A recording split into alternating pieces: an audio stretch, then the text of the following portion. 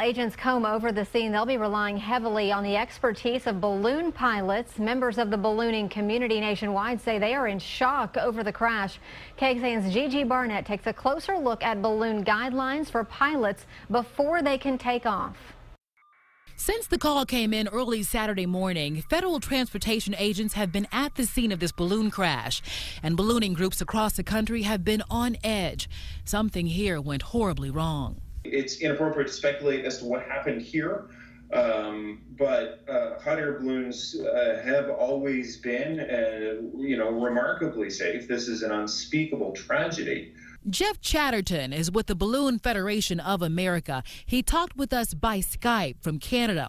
He says just like commercial airplanes, balloon pilots must have several evaluations from certified instructors and clock hundreds of hours in the air.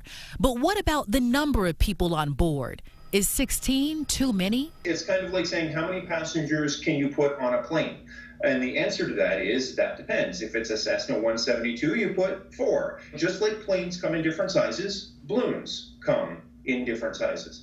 And the timing of the wreck, 7:40 a.m., right around sunrise. Chatterton says winds make it the best time to take off. But whatever investigators discover, he says this will have a big impact on tight-knit ballooning groups everywhere. We are watching this with keen interest.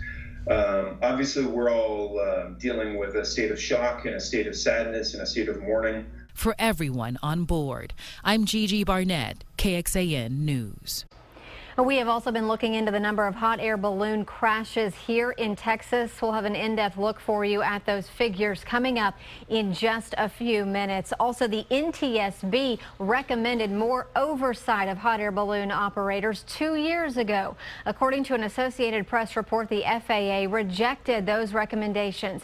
The safety board cited the potential for high death accidents and urged the FAA to require tour companies to get agency permission to operate and to make balloon operators subject to federal safety oversight.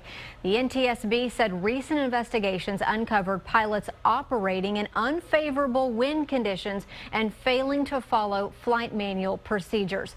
Balloon tour operators are not subject to the same safety oversight as small airplane and helicopter tour operations. The FAA said more regulations were unnecessary because the risks were low.